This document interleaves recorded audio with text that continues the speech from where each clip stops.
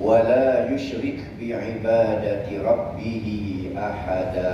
Surah Al-Kahfi ayat 107 sehingga 110, ayat terakhir. Al-Fadhil Al-Iman, pengerusi seluruh ahli jawatan kuasa masjid, muslimin muslimat, hadirin hadirat rahimakumullah. Maksud ayat yang kita baca itu, Allah menyatakan bahawa sesungguhnya orang-orang yang beriman dan beramal soleh, bagi mereka adalah syurga Firdaus sebagai tempat tinggal. Mereka kekal di dalamnya dan mereka tidak mahu berpindah ke tempat lain. Katakanlah, kalaulah sekiranya semua lautan itu menjadi tinta, yakni dakwat, untuk menulis kalimah-kalimah Tuhanku, nescaya habislah dan keringlah lautan itu sebelum daripada kalimah Tuhanku itu selesai ditulis. Meskipun kami datangkan tambahan sebanyak itu pula, yakni lautan. Katakanlah, sesungguhnya aku adalah manusia seperti kamu yang diwahyukan kepadaku, bahawa sesungguhnya Tuhan kamu ialah Tuhan yang satu. Barang siapa yang mengharapkan bertemu dengan Tuhannya, maka hendaklah dia mengerjakan amal yang soleh, dan janganlah dia sekali-kali menyebutui Allah dengan sesuatu yang lain dalam beribadat kepadanya. Al-Kahfi 107 sehingga 110. Firman Allah Ta'ala, Innal ladhina amanu wa amilus salihat kanat lahum jannatul firdausi nuzula khalidina fiha la yabghuna anha hiwala. Sesungguhnya orang-orang yang beriman dan beramal soleh, bagi mereka adalah syurga Firdaus sebagai tempat tinggal. Mereka kekal di dalamnya dan mereka tidak mahu berpindah ke tempat yang lain. Di dalam Al-Quran, kebiasaannya perihal mengenai syurga dan neraka disebut bergandingan. Maksudnya Allah Ta'ala sebut secara beriringan, syurga, neraka, neraka, syurga, sebagai satu perbandingan. Apabila dinyatakan mengenai neraka, maka selepasnya akan dinyatakan pula syurga, dan begitulah sebaliknya. Uslub ini atau pendekatan ini sebagai satu perangsang, sebagai pemberi semangat dan kesedaran kepada orang-orang beriman bahawa yang beriman ini tempatnya, yang kufur ini tempatnya. Di dalam ayat-ayat yang telah kita baca sebelum ini, Allah Subhanahu wa taala menceritakan nasib golongan yang kafir dan ingkar yang akan menjadi penghuni neraka. Manakala ayat-ayat ini pula Allah menceritakan tentang nasib orang-orang yang beriman dan beramal soleh. Allah menyatakan bahawa syurga Firdaus adalah tempat tinggal bagi orang-orang yang beriman. Ini kenyataan dari Allah secara jelas. Kanat lahum jannatul firdausi nuzula. Allah Ta'ala sebut dengan nyata. Disebut lagi syurga yang bernama Firdaus.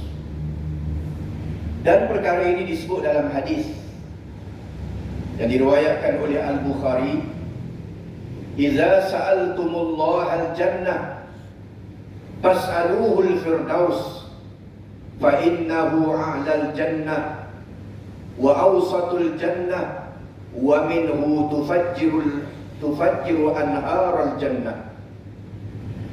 Maksudnya, bila kamu memohon kepada Allah, maka pohonkanlah syurga Firdaus. Kerana syurga ini syurga yang paling tinggi darjatnya, dan ia berada di tengah-tengah syurga. Syurga Firdaus ni duduk tengah-tengah. Maksudnya dia diiringi oleh syurga-syurga yang lain, dan daripadanya terpancar sungai-sungai syurga. Hadis ini jelas. Nabi sebut bahawa syurga ni Al-Firdaus ialah syurga yang paling tinggi, yang paling kedudukan yang paling tinggi darjatnya, dan dia ni duduk tengah-tengah. Maksudnya dia ni diiringi oleh syurga-syurga yang lain. Dan kemudian daripada Jannah Firdaus ini terpancarnya mata air sungai-sungai. Maksudnya cantiklah. Ni kalau masjid lili ayak ni cantik. Macam masjid terapung di Teluk Bahang, cantik. Masjid terapung di Terengganu, jadi nampak cantik. Putrajaya dikelilingi oleh sungai, tasik buatan, cantik. Mereka saja buat lagu tu. Nak bina Putrajaya, Tok Mahathir arkitek bina sungai, cantik. Nak bina masjid, cari kawasan ada sungai, ada tasik, ada laut dan sebagainya. Ini nak menggambarkan cantik. Dan termasuklah kita, bila nak hilangkan stres, kita pergi cari Gunung Ganang yang ada sungai, yang ada air terjun. Orang Arab panggil syalalat. Ada syalalat, ada air terjun, cantiklah pemandangan. Termasuklah orang Arab, mereka seronok sungai-sungai. Sebab negara Arab ni negara yang tidak ada sungai. Terutama seperti Jordan, dia duduk tengah, di mana sungai yang digunakan itu ialah sungai yang melalui Syria dan Palestin. Berbeza dengan Mesir. Mesir ini sungai Nil yang bersambung sehingga sampai ke Afrika, sampai ke Sudan. Sungai yang besar. Jadi sebab tu Arab ni bila sungai ni seronok. Kalau ada sungai kecil pun mereka berkelah. Kita tengok pun nak gelap pun ada. Sungai kecil mereka boleh berkelah. Sebab apa? Sebab bagi mereka ni tidak ada sumber air. Jadi sebab tu Nabi sebut dengan sungai. Nak beritahu betapa indahnya sungai ini, ciptaan Allah Subhanahu Wa Taala. Dan orang Arab ni mereka berbangga dengan sungai-sungai. Sebab tu dalam hadis akhir zaman pun Nabi sebut, bila hampirnya dengan kiamat, maka akan keringlah sungai Urat dan Dajlah, iaitulah sungai Euphrates akan kering. Menunjukkan bahawa sungai ini cukup penting. Kita bermohon kepada Allah agar kita ditempatkan di dalam syurga yang paling tinggi, Al-Firdaus. Sebab tu bila ada sahabat kita meninggal, kita ucap pada mereka, semoga Allah Ta'ala masukkan kamu dalam syurga yang paling tinggi. Nah, 2-3 hari baru ni ada pengurusi masjid meninggal dunia. Elok-elok 30 hari bulan meninggal, 31 habis jawatan. Jadi elok-eloklah habis jawatan itu mati lah sebagai pengurusi masjid. Iaitulah Cikgu Mat Abdul Majid, pengurusi masjid Lahad Tabuk. Elok-elok habis tempoh mati. Dia mati serangan jantung. Saya dapat mesej daripada anak dia pukul 11. Pukul 6 petang meninggal. Ketika beliau berada di Melaka menghadiri kenduri kendara. Jadi elok-elok habis tempoh mati. Pengungsi ni okey, sihat, tak masalah. Ini pengungsi masjid Lahad Tabuk, Cikgu Mat. Sabda Rasulullah sallallahu alaihi wasallam, qala Allah azza wa jalla, a'dadtu li'abdi salihin ma la 'ainun ra'at wa la udhunun sami'at wa la khatar 'ala qalbin bashar. Rawahu al-Bukhari wa Muslim. Sabda Nabi yang bermaksud, sesungguhnya aku telah menyediakan untuk hamba-hambaku yang soleh sesuatu yang tidak pernah dilihat olehnya dan tidak pernah didengari serta tidak pernah terlintas di hati setiap manusia, iaitulah tentang kenikmatan syurga. Jadi Allah Ta'ala berfirman di dalam hadis kursi ini, syurga ini ialah suatu yang tak pernah kita lihat. Kalau sekiranya kita boleh gambarkan, itu belum syurga lagi. Ma la 'ainun ra'at, yang tak pernah dilihat oleh mata.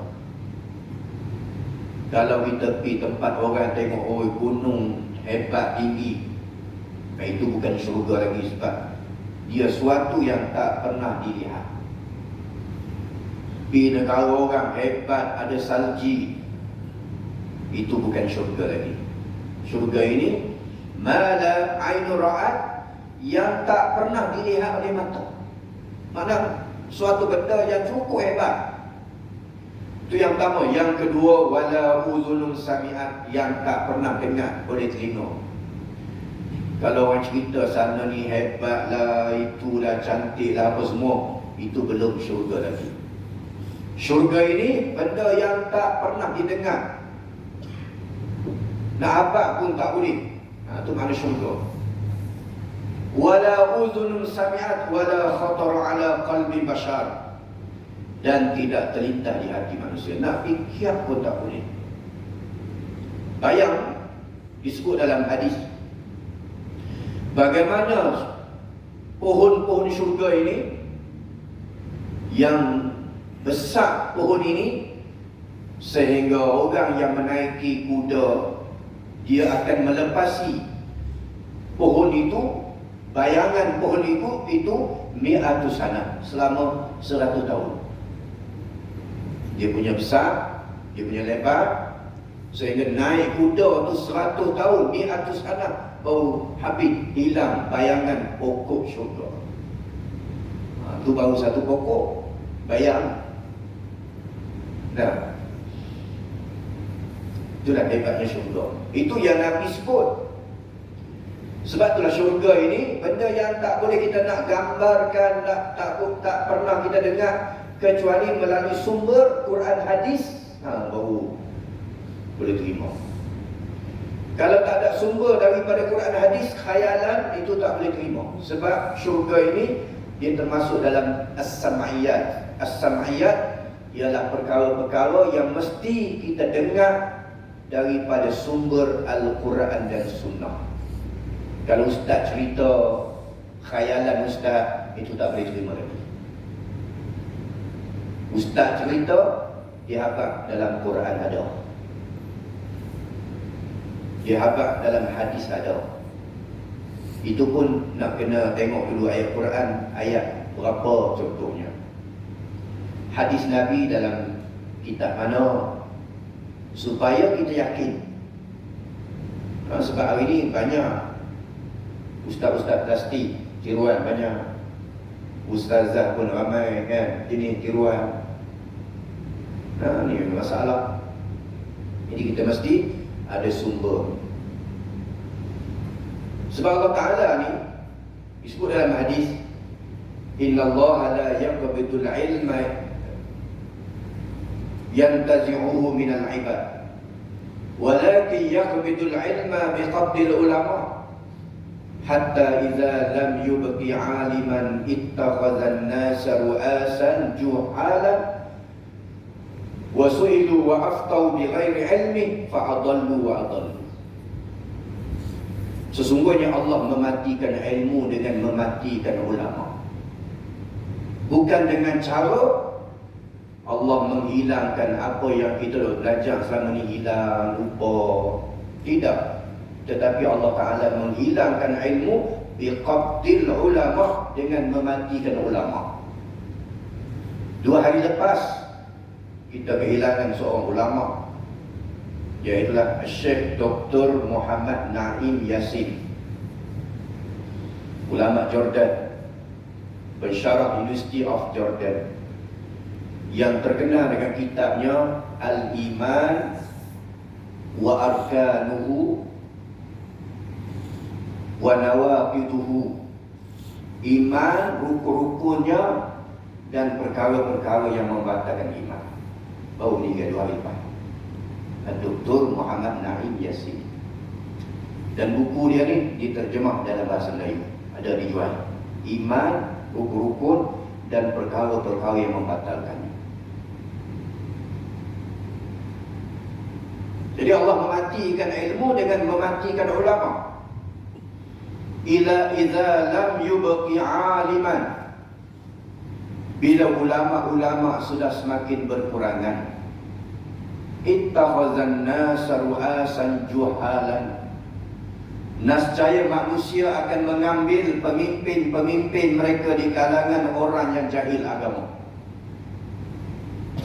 Wa su'ilu wa aftau bighairi ilmi fa'adallu wa adallu. Lalu mereka tanya pemimpin yang jahil agama ini, lalu mereka menjawab tidak berdasarkan pada ilmu, dia sesat dan menyesatkan orang lain. Termasuklah ru'asa ini dengan makna ustaz-ustaz, ustazah-ustazah yang tidak ada ilmu, kemudian dia beri fatwa tidak berdasarkan ilmu, akhirnya masyarakat menjadi sesat. Tengok baru ni 2-3 hari yang viral tu, ada seorang ustazah bersama dengan suami dia tu. Dia kata bila makan ubat tak sakit, masuk neraka. Jadi terimam kalau rasa sesak nafas jangan makan ubat, masuk neraka. Bahasa ketat itu ni tak boleh jadi terimam malam ni. Semua jangan makan ubat, sakit masuk neraka. Dia ustazah viral. Suami dia pun sokong sama. Wa su'ilu fa'aftau bighairi ilmi. Lalu bila disoal, mereka beri fatwa, beri pendapat tidak berdasarkan ilmu, fa'adallu. Pertama sekali dia sesat, wa adallu, dan dia menyesatkan orang lain. Dia dah sesat lah sebab beri pandangan yang tak betul. Kemudian dia menyesatkan orang lain. Tapi alhamdulillah masyarakat kita ni ada kesedaran agama. Mereka tak boleh terima pandangan tersebut. Kemudian ustaz-ustaz kita komen, Ustaz Azhar Idrus komen, Ustaz Kazim dan ramai lagi ustaz-ustaz yang telah memberi komentar terhadap kenyataan tersebut. Dan akhir sekali ustazah tu nak saman, kata dia. Lah saman tak tahu. Ini zaman Allah mematikan ulama, maka kejahilan berleluasa. Media massa pula dijadikan sebagai medan untuk menyebarkan pada benda yang tak betul. Sebab kita sebut tadi, apa-apa sahaja, apatah lagi yang berkait dengan hukum hakam, mesti daripada sumber yang jelas, Quran dan Sunnah. Sesungguhnya penghuni-penghuni syurga itu kekal selama-lamanya di dalam syurga. Kehidupan mereka dipenuhi dengan kebahagiaan, tidak pernah menghadapi kesakitan, kesulitan maupun kematian. Kekal dalam syurga, duduk dalam keadaan bahagia, tak sakit-sakit, tak mati-mati. Ni kita ni masing-masing nak tunggu mati. Masing-masing tunggu mati. Sebab mati ni dia datang dengan secara tiba-tiba. Wa idza jaa ajaluhum la yasta'khiruna sa'atan wa la yastaqdimun. Bila sampai ajal, dia tidak akan tangguh, dia tak akan cepat, tepat mengikut masanya. Tak dipercepat, tidak diperlambatkan, sesuai dengan iradat kemahuan Allah. Tidak timbul sama sekali hasrat di hati mereka untuk berpindah ke tempat lain. La yabghuna anha hiwala, tak ada rasa nak pindah. Mana seronok duduk situ, tak mau pindah lah. Hatta orang-orang yang berada dalam syurga yang paling rendah, dia rasa seronok dengan tu, tak pindah lah. Kita dah ni ada nak pindah. Dia kata, Allah ni duduk Malaysia ayam mahal, baik babi pula murah. Oh, boleh perlu sembang, tak seronok lah tu. Dia kata ayam mahal, babi murah. Sebab apa? Babi dibincang dalam parlimen, ayam tak bincang. Sembang lagu tu ya, sambil-sambil sembang dan lagi angkat telefon, hello, dan lagi. Mana tak seriusnya soal makanan rakyat keseluruhan. Hak makan babi ni tak ramai. Yang paling asas ialah ayam, babi cuma 2. Tapi hak tu diutamakan. Sebab apa? Mungkin kuasa mereka lebih besar berbanding dengan orang-orang yang makan ayam. Kuasa yang makan khinzir lebih ramai daripada kuasa yang makan ayam. Itu yang jadi lagu tu. Faham? Ni bahasa lama-lama. Orang baru-baru tak faham bahasa tu. Nah, kuasa orang makan ayam ni tak banyak. Kuasa orang yang makan khinzir lagi banyak. Tu nak faham tu. Tu yang jadi lagu tu. Sampai dibincang dalam parlimen soal khinzir. Tapi ayam tak dibincang-bincang. Sekalipun merasakan bahawa tempat mereka lah yang paling nikmat, tidak ada orang lebih daripadanya, tapi mereka tak akan pindah. Hak paling rendah pun tak mau pindah, nak duduk dalam tu. Seronok duduk dalam syurga ni. Ini gambaran yang Allah Ta'ala sebut. Sebagaimana yang telah disebut tadi, nak lihat syurga ni melalui jendela Al-Quran. Almarhum Syekh Qutb rahimahullah, dia kalam satu kitab yang bernama Mashhad Yaumul Qiyamah, gambaran jendela kiamat menerusi Al-Quran, karangan Syekh Qutb rahimahullah. Syekh Qutb ni seorang yang kritis. Banyak tulisan-tulisan beliau, antaranya ialah mengenai sekularisme dan berbandingan dengan Islam, Ma'alim fi Tariq, petunjuk sepanjang zaman, Hadzal din, ini agama ni, Al-Mustaqbal li hadzal din, masa depan ialah Islam, dan yang paling besar sekali ialah fi zilalil Quran. Tapi biasalah manusia ni dia ada kelemahan. Namun demikian,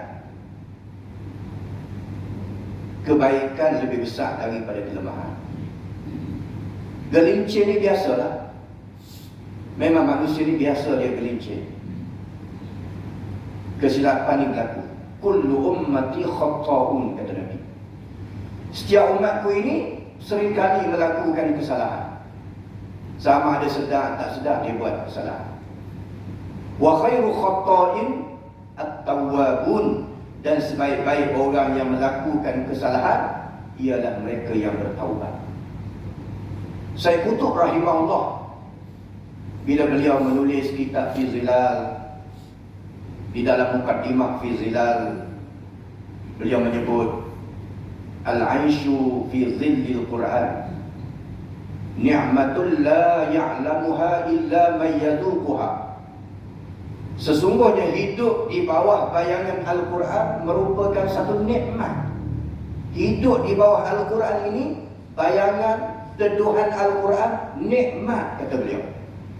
La ya'lamuha illa man yadhuquha, yang tidak akan dapat dikecapi kecuali oleh orang yang diizin oleh Allah. Sebab itulah dengan tulisan Zilal inilah akhir sekali beliau syahid. Almarhum Dr. Salah Abdul Fattah Al-Khalidi rahimahullah, seorang ulama yang pengkagum Said Qutb. Dia ulama yang berasal daripada Jenin, Palestin, menetap di Amman, Jordan. Meninggal lebih kurang 3 tahun lalu. Beliau membuat kajian mengenai Said Qutb. Banyak buku-buku beliau mengenai Said Qutb. Antaranya Said Qutb Asy-Syahidul Hayy, mengenai Said Qutb daripada dia hidup sampai dia mati. Sehingga bila orang tanya mengenai Said Qutb kepada saudara pada Said Qutb, adik dia sendiri, Muhammad Qutb, lalu Muhammad Qutb mengatakan, lebih baik kamu pergi tanya Syekh Salah Abdul Fattah Al-Khalidi, sebab dia lebih tahu. Dia tulis kitab tu setebal, Said Qutb Asy-Syahidul Hayy. Dan selain daripada itu, dia tulis kitab Al-Amriki fi Manzar Said Qutb, Amerika menurut pandangan Said Qutb. Sebab Said Qutb ini rahimahullah, beliau pernah diutuskan oleh Kementerian Pelajaran Mesir ke negara Amerika untuk membuat kajian mengenai pendidikan di Amerika. Lalu satu hari beliau melihat bagaimana penduduk Amerika menyambut satu perayaan yang besar, menyebabkan Said Qutb tertanya-tanya. Masa itu Said Qutb dipanggil zaman jahili, sebab ulama membahagikan Said Qutb zaman jahili, Said Qutb zaman Islam. Zaman jahili ini maksudnya zaman beliau tak ambil tahu tentang Islam. Walaupun beliau ni hafal Quran daripada umur 10 tahun. 10 tahun dah hafal Quran. Tetapi masa tu jahili, jahiliah. Maknanya semayang-semayang lah, tapi tak fikir soal agama. Nak jadi apa agama? Tak apa. Aku boleh hafal Quran, tak apalah. Aku boleh pergi Mesir, dapat gaji 6,000 sebulan, tak apalah. Nak jadi apa Islam, tak apa. Aku dah ada dah 6,000 sebulan. Itu lah. Balik Leno, esok kerja, balik Leno, pergi kerja, Leno, pergi kerja, Leno, pergi kerja. Jadi Said Qutb ni sampai begitu saja. Zaman jahili, zaman tak ambil tahu tentang Islam, dan zaman Islam. Jadi bila beliau melihat di Mesir ni mereka buat sambutan, baru beliau pergi tengok, mereka disambut hari apa ni? Rupanya hari itu mereka sambut ialah hari ulang tahun kematian Hassan Banna. Orang Mesir buat sambutan hari kematian Hassan al-Banna, pengasas kepada Ikhwan Muslimun. Said Qutb ni zaman jahili lagi ni, zaman jahiliah lah kata, dia pun tak tahu Said Qutb ni siapa dia. Siapa dia Said Qutb? Lalu beliau buat kajian, barulah beliau tahu Said Qutb ini seorang mujahid. Nabi sebut dalam hadis, ala kulli ra'si mi'atin man yujaddidu dinahu. Setiap 100 tahun, ala ra'si kullu mi'atin sanah man yujaddidu dinahu. Setiap 100 tahun Allah Ta'ala akan membangkitkan seorang mujaddid, tokoh pembaharuan. Jadi akan berlaku setiap 100 tahun akan ada seorang tokoh pembaharuan. Jadi kita akan tengok 100 tahun bangkit seorang, 100 tahun bangkit. Antara tokoh mujaddid Said Qutb, tokoh mujaddid Ibn Taymiyah. Ni kata orang, wallahu a'lam, ni kajian. Tokoh mujaddid Syekh Muhammad bin Abdul Wahab. Kalau zaman kita ni mungkin orang seperti Abu Hasan Ali An-Nadawi, Syekh Abdul A'la Al-Maududi. Kalau di Asia kita ni mungkin Bapa Hamka atau mungkin Tok Muni Aziz. Setiap 100 tahun akan ada seorang mujadid yang bawa pembaharuan.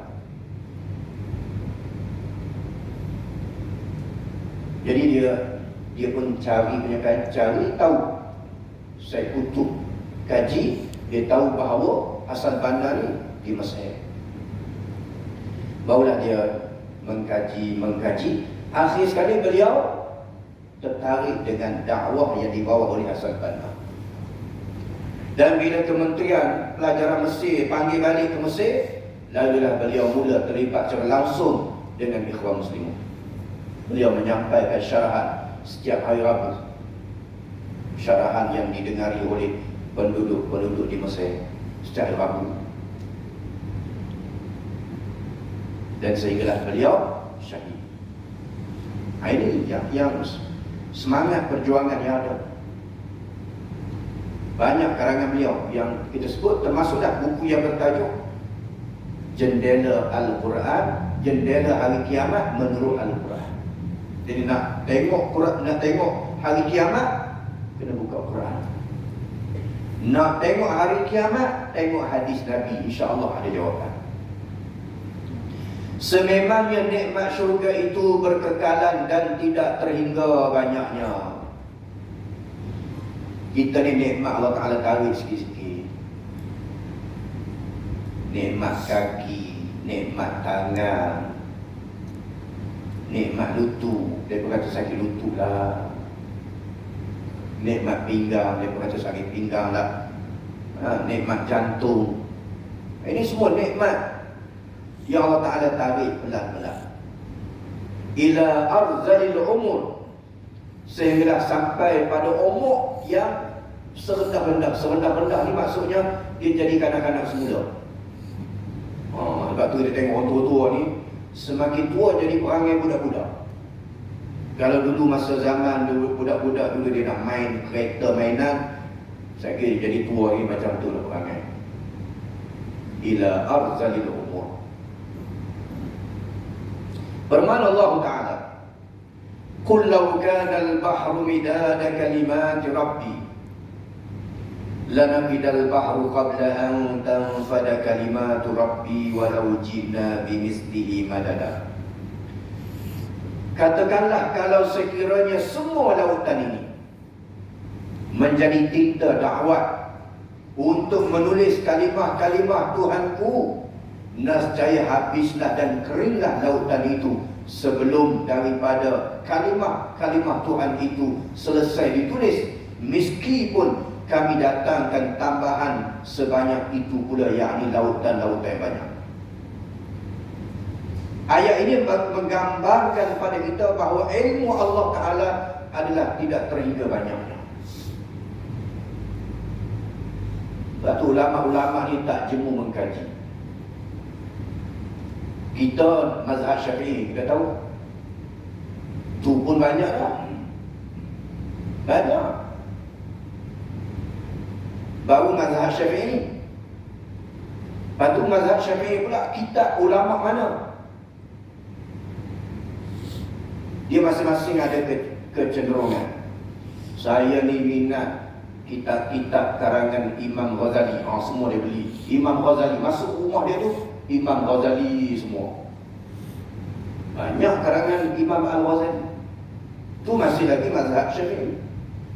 Ada orang tu dia minat Imam Nawawi. Semua kitab Imam Nawawi dia beli.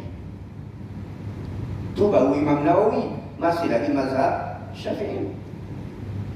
Ada yang minat Imam Ar-Rafi'i. Ar-Rafi'i ini ialah ulama yang sezaman dengan Imam Nawawi. Tu baru mazhab Syafi'i, tak kira lagi mazhab lain. Nak apa kata luahnya ilmu Allah. Mazhab Syafi'i pun tak larat nak beli ni. Nah, karangan-karangan ulama Syafi'i tak larat nak beli, tak cukup duit nak beli. Ada kitab Nihayatul Muhtaj karangan Imam Ar-Ramli, dia ada lebih kurang 12 jilid. Allah, nak beli pun lebih kiat, tak cukup makan tadi. Ada kitab namanya, lupa nama. Dia banyaklah kitab. Fathul Bari syarah pada Al-Bukhari yang dikarang oleh Imam Ibn Hajar Al-Asqalani. Itu ada lebih kurang 23 jilid tebal. Oh, nak kena beli belakang. Jenuh.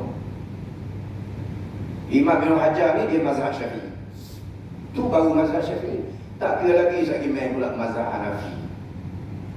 Mazhab Hanafi pula ramai ulama dia. Kita pun tak kenal ulama-ulama mazhab Maliki. Yang kita kenal Imam Malik. Ulama-ulama mazhab Syafi'i ke mazhab Maliki yang lain kita tak kenal. Antara Imam Shahnun, Imam Al-Qurtubi, ini mazhab Maliki. Dan banyak lagi. Ini hak selalu kita jumpa. Shahnun, Al-Qurtubi melalui tafsirnya, tafsir Al-Qurtubi. Tu baru mazhab Maliki. Tu pun berlambak kita. Selagi main pula mazhab Hanafi. Mazhab Hanafi kita kenal Imam Abu Hanifah. Pengembang mazhab dia kita tak tahu. Yang kita tahunya Muhammad Asy-Syaibani. Itu kita tahu. Imam Qadhi Abu Yusuf. Ini anak murid popular Imam Abu Hanifah. Muhammad Hasan Asy-Syaibani, seorang lagi Qadhi Abu Yusuf. Dan dua-dua orang ni, Qadhi Abu Yusuf dengan Muhammad Hasan Asy-Syaibani, dia ni tok guru pada Imam Syafi'i. Walaupun Imam Syafi'i dia lahir pada tahun yang sama, Imam Abu Hanifah meninggal dunia, tak sempat jumpa. Imam Maliki sempat jumpa. Imam Hambali sempat jumpa. Imam Malik tu guru Imam Syafi'i. Imam Ahmad anak murid Imam Syafi'i, Ahmad bin Hanbal. Tapi Abu Hanifah tak sempat. Tahun yang sama Imam Syafi'i lahir, tahun yang sama Abu Hanifah meninggal. Tetapi beliau sempat mengambil ilmu daripada anak murid Imam Abu Hanifah. Dua orang. Yang pertama Muhammad bin Hasan, kebetulan nama sama. Macam mana? Muhammad bin Hasan Asy-Syaibani. Yang kedua ialah Qadhi Abu Yusuf. Dan ramai lagi. Cuma ni hak popular. Kemudian mazhab Hambali. Mazhab Hambali pun banyak karangan. Tambah lagi lah ni Saudi Arabia ni, mereka berpegang kepada mazhab Hambali, lagi banyak kita karangan ulama-ulama Hambali seperti Bin Baz, Nasiruddin Albani, dan banyak lagi lah kitab-kitab yang baru yang dikarang dalam mazhab Hambali. Kita pergi ke Mekah, Madinah, banyak kitab-kitab baru yang dikarang oleh ulama-ulama aliran Hambali. Bila Syekh Muhammad bin Abdul Wahab berjaya menubuhkan negara Saudi, maka akhir sekali mazhab Hambali yang dibawa oleh Syekh Muhammad bin Abdul Wahab dijadikan sebagai panduan bagi Saudi Arabia dan menjadi mazhab rasmi. Yang itulah. Nak apa? Luahnya ini. Tu baru mazhab 4. Tak kira lagi mazhab-mazhab lain. Seperti mazhab Zahiri. Mazhab Zahiri atau Zahiriyah diasaskan oleh Imam Daud Az-Zahiri. Imam Daud Az-Zahiri ini dia alim. Dia belajar dengan Imam Syafi'i, dan oleh kerana terlalu alim, akhir sekali dia buka mazhab dia sendiri yang dikenali sebagai mazhab Zahiriyah. Cuma mazhab ini dia tak berkembang. Mazhab ini diamalkan oleh sebahagian daripada orang-orang Afrika. Mazhab Zahiriyah, dia pegang zahir teks Quran hadis. Dan akhirnya selepas daripada ribu tahun atau ratus tahun kemudian, lahirnya seorang ulama namanya Imam Ibn Hazmi Al-Andalusi. Ibn Hazmi lahir di Andalusia. Lalu beliau mengembangkan mazhab Zahiri. Karang kitab asas-asas mazhab Zahiri, seperti kitab Al-Muhalla bil Ashar, iaitulah hadis-hadis yang menjadi pegangan mazhab Zahiri. Jadi kalau hari ini orang nak buat kajian mengenai mazhab Zahiri, dia kena baca kitab Muhalla yang dikarang oleh Imam Ibn Hazmi. Ada lagi mazhab lain, ada lagi mazhab Ibadhi. Mazhab Ibadhi diasaskan oleh Imam Abdullah bin Ibad. Imam Abdullah bin Ibad, dia ni tabi'in yang berpindah ke Afrika, yang berpindah ke negara Oman. Lalu dia kembangkan mazhab sendiri yang dikenali sebagai mazhab Ibad, nisbah pada Abdullah bin Ibad. Jadi kalau kita pergi negara Oman, ibu negaranya Maskat. Mazhab dia ialah mazhab Ibadhi. Nak apa kata luasnya ilmu Allah? Luas. Kita mengaji pun tak habis lagi. Mazhab Syafi'i, di sana banyak lagi mazhab-mazhab yang lain. Luas ilmu Allah. Luasnya ilmu Allah. Kalau sekiranya air laut dijadikan dakwah, lalu ditulis kalimah-kalimah Allah, masih tidak mencukupi, walaupun ditambah lagi dengan jumlah lautan yang sama. Contohnya, ambil 7 lautan. Habis 7 lautan, tambah lagi 7, pun tak habis lagi kalimah-kalimah Allah ditulis. Ini merupakan keagungan dan kebesaran Allah Subhanahu wa ta'ala, serta keluasan ilmu dan kalimah-kalimahnya. Firman Allah Ta'ala lagi, Qul innama ana basyarun mislukum. Katakanlah, aku adalah manusia seperti kamu. Sebab tu kita ni tak boleh agung-agungkan Nabi lebih-lebih. Lebih-lebih agungkan Nabi tak boleh. Kalau lebih-lebih, jadi macam orang Kristian yang mengagung-agungkan Nabi Isa, sehingga Nabi Isa diangkat sebagai Tuhan. Tak boleh lebih-lebih. Tidak jadi macam orang Yahudi yang mengagung-agungkan Uzair. Uzair ni Nabi yang diutuskan oleh Allah kepada Bani Israel, sehingga mereka menganggap Uzair ni anak Allah. Wa qala Uzair ibnullah, kata orang Yahudi, Uzair anak Allah. Jadi kita ni agungkan Nabi Muhammad ni sebagaimana dikehendaki oleh Allah. Sekadar tu, tak boleh lebih-lebih. Hari ni macam-macam main. Buat main ayak lah. Ni kami minum janggut Nabi. Ayak janggut Nabi, betul ke ayak janggut Nabi? Takut janggut Abu Jahal kan? Tu jadi benar tu.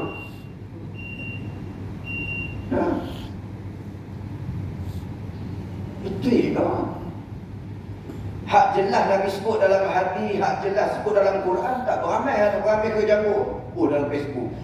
Ni bismillah, aku minum ayat janggut Nabi. Takut janggut Firaun jenuh jadi benar.